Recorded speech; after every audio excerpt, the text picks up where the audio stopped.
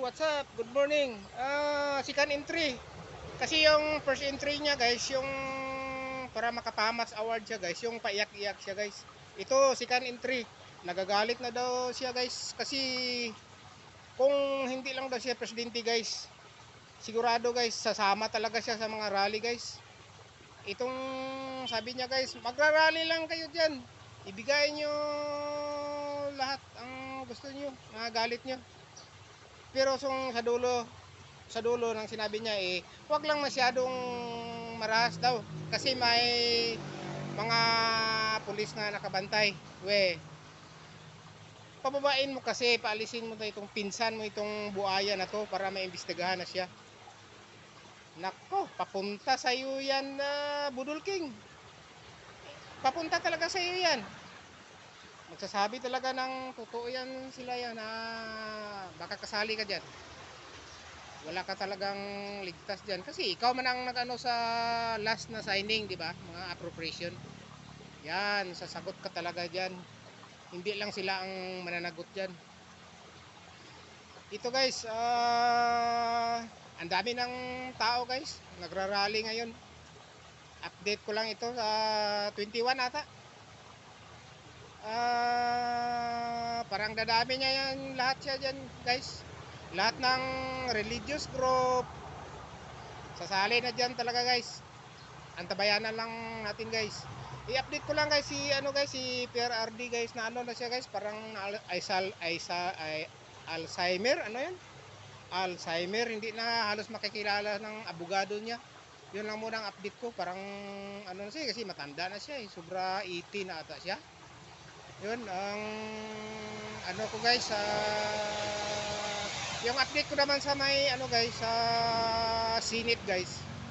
Parang nababagya atang magkudita ulit kasi itong si School Bokol na Itbulaga na to, 'di ba? Binulaga niya yung mga kasama niya diyan sa Senado. Yung nagmi-meeting pa lang, yung na-hearing pa lang yung sinabi ko na na umalis si Risa Ontiveros na sabi alis muna kasi may pupuntahan at saka babalik lang mamaya. Yun na pala, guys, nagbubutuhan na pala yun sila, guys. Walang alam si Marcolita. Yan. Antabayanan lang natin yan kung mangyari na ba o talagang papalitan na ba si School Bukol na Itbulaga na to. Kung ako ang mag-opinion diyan, kaya pala, guys, sumali siya sa ganyang mga alam naman niya ito na mali talaga.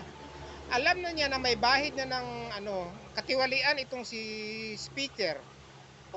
Bakit pa? Nakipakunsaba pa siya. At saka minensyon na talaga ito sa Senado. Nakita niyo naman, di ba? Minensyon na tumawag si speaker.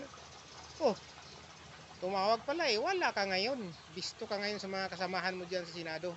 Yun ang sabi ko. Sana mabalik si Marcolita na kagad kasi siya ang nag-umpisa nito para malaman na lahat kagad. Antabayanan natin, guys, bantayan natin, baka ida-divert na naman nila rito. Marunong kasi yan sila sa diversionary tactic, guys. Ida-divert naman nila. Si Lacson parang ililihis parang si Jinggoy na ata ang imbestigahan at yung isang senador dyan. Layo talaga itong talaga ito si Lacson na to. Yun sana yung naumpisahan ni Marcolita. Doon siya itutuloy niya yun. Ito halata talaga tong dalawang to, si School Bokol at si Lacson. Nako. Meron lang akong ipaabot sa ating mga men in uniform. Sana sir, ma'am, isip-isipin nyo, may pamilya rin kayo. Alam ko, natatakot rin kayo kasi may pamilya kayo. Ang ibig kong sabihin, ang pamilya nyo, di ba, nakasalalay na rin sa trabaho nyo. Okay yan, kaya huwag kayong sasali. Pero itong tandaan nyo, ang serbisyo nyo kasi sa bayan, ito ang motto nyo. Serve and protect. Ngayon, sino ang protektahan nyo? Yung political leader? Okay yan kung walang kasalanan. Ngayon, pag may kasalanan yung political leader na pinoprotektahan nyo, paano yan? Parang nag-ano na rin kayo. Nakisali na yun kayo sa mga corruption. Di ba may ang mga leader natin ngayon, corrupt? O ngayon, pag hindi kayo kumilos dyan ngayon, ako'y natatakot po, sir, ma'am, nakikilos na talaga itong mga tao. Kita mo dito sa amin sa Mindanao, marami na nagpuntahan dyan sa Maynila ngayon. Lalong-lalo na itong September 21 na to. Yan ang sabi ko sa inyo, sir. Sir, ma'am, uulitin ko. Anong stand nyo dito ngayon? Anong stand ninyo? Yan ang sabi ko sa inyo. Protect and serve. Serve and protect the people. Di ba? Ngayon, pag dami na nagrarally dyan ngayon, oh, di ba sa katotohanan sila? Naghahanap sila ng katotohanan. Ngayon, pag tinira nyo ng ano yan, mga tear gas, ano pa yung panglaban nyo dyan, parang na ano na rin kayo, na kumbaga sa justice, obstruction of justice na kayo kasi naghahanap ng justice ang mga yan eh. Di ba?